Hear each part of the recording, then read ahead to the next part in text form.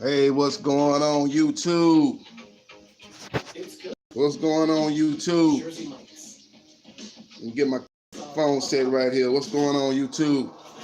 De facto. What up? We're gonna be talking about the welterweight division, 147 pounds welterweight division. That's what we're gonna be talking about here. I'm gonna sit back here. We're gonna talk about it a little bit here as I go live. J Boxing. Okay. There was an article came out. Well, it came out on Twitter. Michael Carpenter Twitter, and it said that Manny Pacquiao, the Pac-Man, is in advanced talks with Keith one-time Thurman, in advanced talks and in negotiations with Keith Thurman, Manny Pacquiao, 147 pounds for July 13th on pay-per-view. Let's talk about that. And now, as you know, right after Errol Spence whitewashed Mikey Garcia at AT&T Stadium, Errol, the true Spence, called out Manny Pacquiao. Actually called him into the ring, and said he would like to fight the legend Manny Pacquiao right there in AT&T Dallas Cowboys Stadium. And Manny Pacquiao said, he basically says, "I'll see you soon. It sounds good. Why not? I'll see you soon." Basically, I'm paraphrasing. That's what he said. But as it turns out, Manny Pacquiao is going into another direction. As you know, Manny Pacquiao is a WBA regular champion, and Keith one-time Thurman is the WBA super champion. So that's gonna clear up that situation as who's the king at for the WBA at 147 when this fight do come off. Now I'm gonna break down the fight. What I think about this fight. I think it's gonna be a very good fight. To me, you look at how Keith Thurman looked against Jose Cito Lopez's last fight. The first half of the fight, he looked like the old Keith Thurman. Quick combinations, explosive punches, moving around the ring, making Jose Cito Lopez miss. But as he has done in previous fights, he started slowing down, and Jose Cito Lopez was able to hurt him. I think there was the 7th round, and had Keith Thurman really in real bad trouble in that round. Keith Thurman was able to survive that, and he actually, was able to kind of move around and just do enough in the second half of the fight to win a unanimous decision. But to make no mistake about it, he did not look good the second half of that fight. But he's able to get the win. But as you look at his previous fights, it kind of went the same way with the Danny Garcia, the first fight. He looked good in the first 3 or 4 rounds of that fight, and then after that he kind of faded, and Danny Garcia was able to take control in the second half of the fight, but he was able to maybe squeeze out 1 or 2 rounds over that second half, and he was able to win. I think it was a split decision over Danny Garcia at the Barclays in Brooklyn, New York. So I think when he fights Pac-Man, I think a lot of people said he looked old against Adrian Broner. But I thought Pacquiao looked good in that fight. I thought Adrian Broner is Adrian Broner fought that fight very defensively. And, he didn't give Pacquiao a lot of openings. He just didn't let his hands go. So that didn't create a lot of offense for Pacquiao. But I thought Pacquiao was able to hit him with some good body shots. And I thought he was able to go up top, and I thought he hurt Adrian Broner maybe a couple of times in the second half of that fight, and he was able to win a comfortable decision over Adrian Broner. I thought he looked good considering who he's fighting. It's hard to look good against a guy that's really not letting his hands go in a defensive stance the whole fight, not wanting to get hurt, not wanting to get knocked out. A lot of people predicted Broner was going to get knocked out before the fight, and I thought he probably went to this fight, probably wanting to win. But as he saw, when he tasted Pacquiao power, I think he went into basically survival mode. He didn't want to get stopped, and he can have like what you call a moral victory and say, well, I didn't get knocked out. A lot of people thought I was going to get stopped, and I was able to go 12 rounds. I have no marks on me. I think he said I have no cuts or nothing. I'm looking just as good as I looked before the fight started.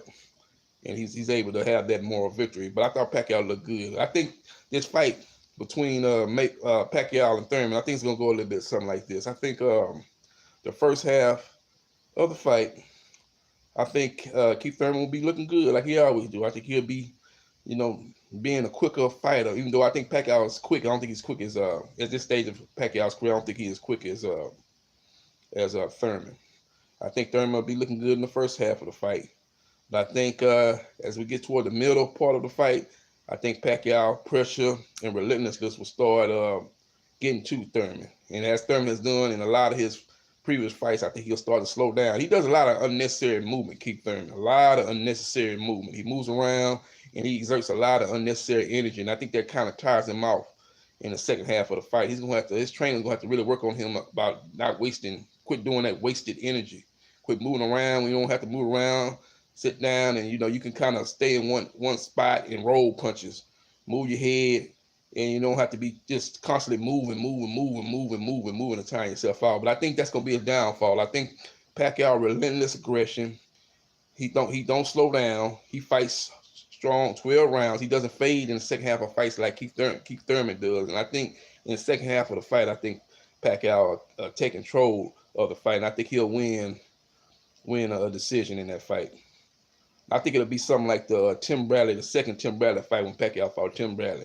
It's in the first 6 rounds, I thought Bradley was doing pretty good. I thought he was maybe up 3, maybe up 4-2 first 6 rounds, maybe 3-3 at worst. In the second half of the fight, Pacquiao was able to take over as Bradley kind of slowed down. I think that's how this fight goes. Now we're going to talk about another fights that's in the works. Errol, the True, Spence versus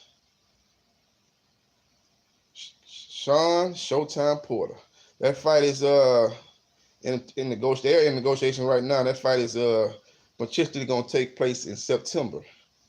I don't know if it's going to be at Cowboy Stadium. That's right around time. September's right around the time the NFL season starts. But if they schedule it the week the Cowboys are on the road, maybe they can get it at the Cowboys stadium. But as far as the matchup goes, I think Shawn, his last fight, he tried to box against Udonis Ugas. I thought he showed a different style to his game, a different phase to his game, as they say.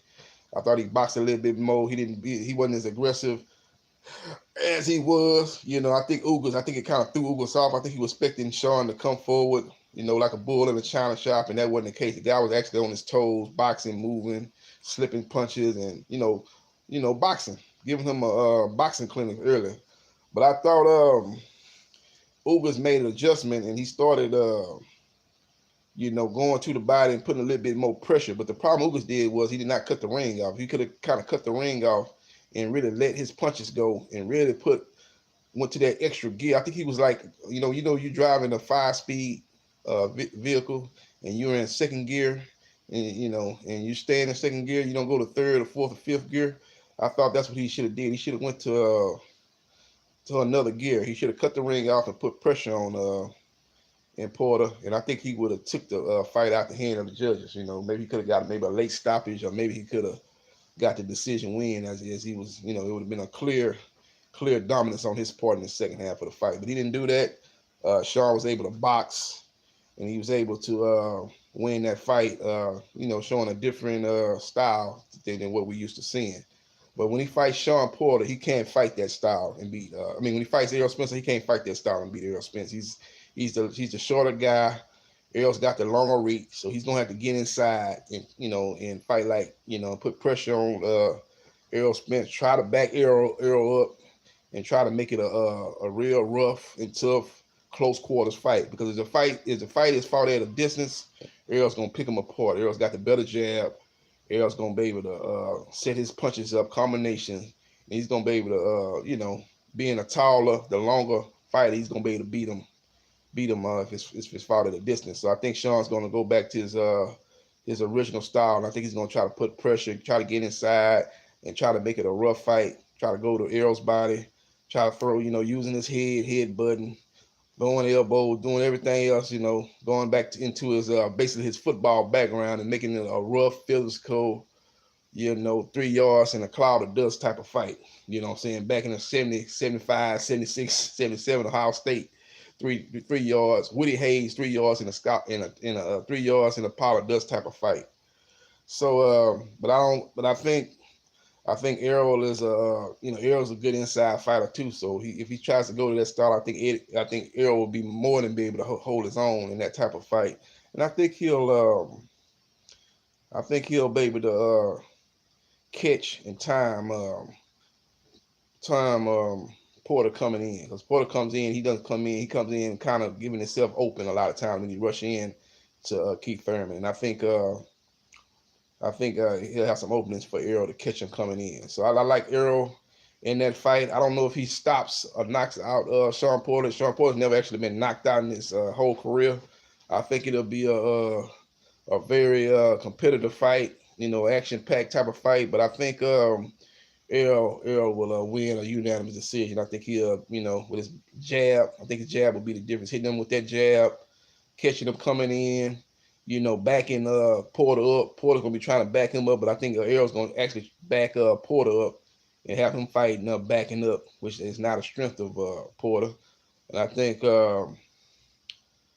Porter. I said this earlier. I say Porter might. I think Porter mostly go back to his old way, but Porter might try to change it up, especially if he sees that his bull rushing tactics not working, and Errol is timing him. Errol using the jab, and Errol is fighting on the inside and actually beating him and landing the harder shots as they do fight inside. I think Shawn will probably try to switch it up and do a little bit of boxing in and out, trying to hit him with some quick punches and getting in and out of there. Try to switch it up, try to give him a different look. I just don't think it'll be enough to beat Errol Spence, man. Errol Spence is a complete fighter. He can box. He can fight inside. He can go to the body. Any style that Shawn want to fight at, Errol is better at. If he wants to try to box him like he did with Shawn, Errol is the better boxer with a better jab, longer reach, and better technical skills. If he try to make it a rough and tumble fight, Errol can do that. Errol stopped a lot of fighters like that, fighting that inside, rough, rugged, going to the body, landing hard, tough, tenacious punches inside, making it a grueling fight. He's won a lot of fights like that too. So I just think it's really a tough matchup for Shawn Porter. But I give him credit for taking this fight. A lot of people said he ducked the fight. And that was the reason why that's the reason why Errol Spence ended up fighting Mikey Garcia, because Shawn Porter didn't want to fight. But Shawn is acting, and his dad is acting like they really want to fight right now. So that should be a good fight. And another thing I gotta say about that, they're saying, they might want it at Cowboy Stadium. If it's at Cowboy Stadium, I just hope, a lot of people show up like they did the Mikey Garcia fight. I don't think they'll show up to that big a number. I think he had 47,000 plus that was in the Cowboy Stadium. I don't think there'll be that many. But if they can't get at least 25, 30,000 projections, they can project that many people getting there. They might want to put it in a smaller arena. Maybe put it at the Cowboys practice facility in Frisco, or maybe put it at the Barclays. That place to sell out Barclays. Errol always does good crowds in the Barclays, and Shawn Porter seems to do decent crowds at the Barclays too. So maybe you put it there, and I think the fight is going to end up on pay-per-view too. I think Shawn Porter is going to want what Mikey Garcia got, and it was reported that Mikey Garcia got an $8 million minimum guarantee for the Spence fight. So I think Porter's going to at least want that, and maybe get a percentage of the pay-per-view percentage. And I think he's going to want to do that, so make his money. So that's what you're looking at. Anytime that's the state of boxing we in right now. Anytime you got fighters, asking for that type of money, $8 million or whatever, give me $10 million to fight you, or give me $20 million, and that's gonna automatically take the fight to pay-per-view. So that's the only way they're gonna be able to try to make that money work. Letting it be on pay-per-view. They do a lot of promotion, get a lot of people to buy, get a lot of people hyped about the fight, and they can buy it, and they can they do over 250,000 or 300,000. They can make a profit also, along with what the fighters are making. The cable company and promoters and promotions and stuff like that. So we'll see what happens, man. It's looking like that fight heading to pay-per-view. So we're gonna have one pay-per-view potentially July 13th with Pacquiao versus Thurman, and they're gonna have another pay-per-view with Errol Spence versus Shawn Porter in September. So that's good that they kind of spread them out, giving you a month, August, a month, spread it out. Spreading the two fights out 2 months apart, where you don't, if you're paying for one fight, you're not gonna be got another fight coming up right behind it, and that's gonna double up on your cable bill. So that's one good thing about it. You got one in July. And then you're gonna have a little break, and then you have the next one in September. So I'm gonna buy both of the fights. I think it's gonna be two intriguing matchups, and basically what we have is a welterweight tournament, man, a de facto welterweight tournament, and we'll see what happens. Okay, we're gonna go to Mike, and we're gonna go talk a little bit about Danny Garcia. I think Danny Garcia versus Adrian Granados. And I think Danny Garcia is going to beat Granados. Granados is a rough, rugged fighter. Gave Shawn Porter a real good fight, man. A lot of people thought he was too small to fight Shawn Porter, but he actually held his own, and he had his moments, especially in the second half of that fight against Shawn Porter. Fought a good fight. But I don't think he's going to beat Danny Garcia, man. I think Danny Garcia beats him. I think he either wins a unanimous decision or potentially maybe get a late stoppage, maybe 10th or 11th round in that fight. But if he do beat Adrian Granados, you heard it here first. I think the next fight they're going to try to make is Danny Garcia versus Mikey Garcia. A lot of people thinking, oh, no, Mikey's going back down to 135 to fight who? They're not going. You already heard Bob Arum. He's not eager to make the Lomachenko fight with Danny. He's saying the guy looked like a mutt against Spence. He's not getting 50-50, and he's talking like a guy that does not want to try to make that fight. So I think if the Malomo fight is not there, there's no sense of him going back down to 135. And at 140, you don't have everybody is kind of tangled up in that tournament, that 140-pound tournament. Prograis, guys like that are kind of involved in that tournament. And even if they weren't, none of those fighters are with PBC. Hooker is with the Zone. Prograis is with the Bella and ESPN. Guys like that. So it's nobody out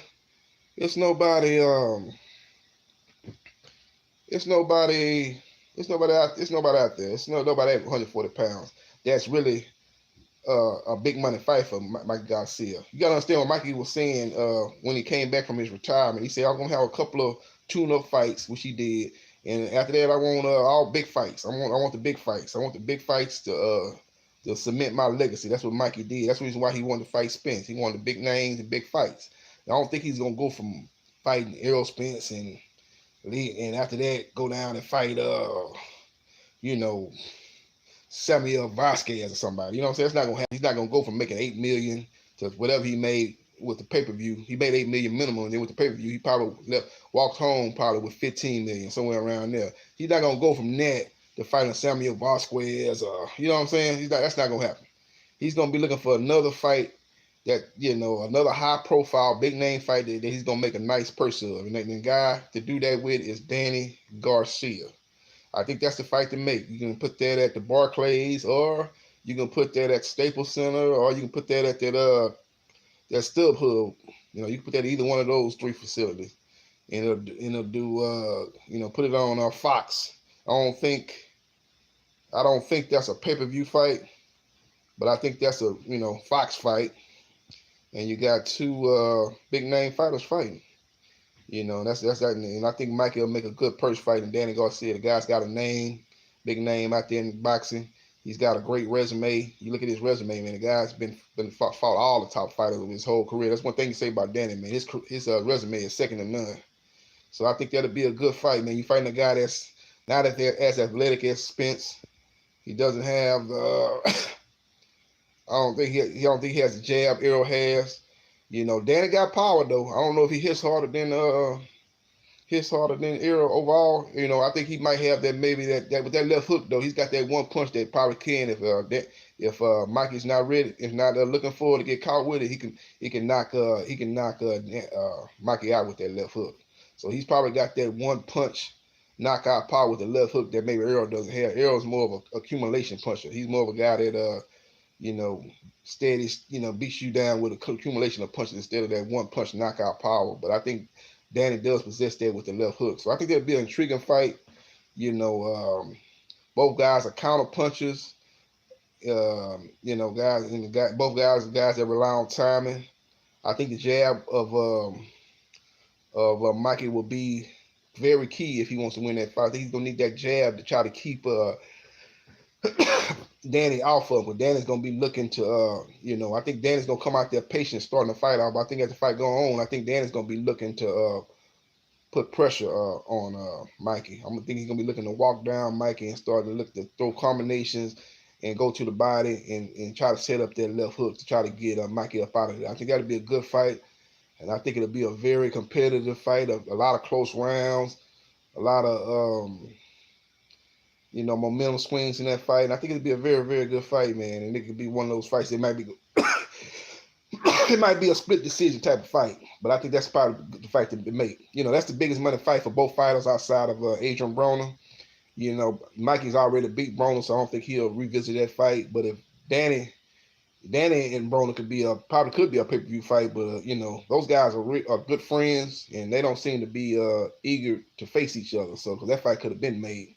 So I don't think that fight's be made. So once again, the biggest money fight for both guys, assuming Danny beats Granados, is Danny Garcia versus Mikey Garcia. And that's it. That's all I gotta say about J Boxing.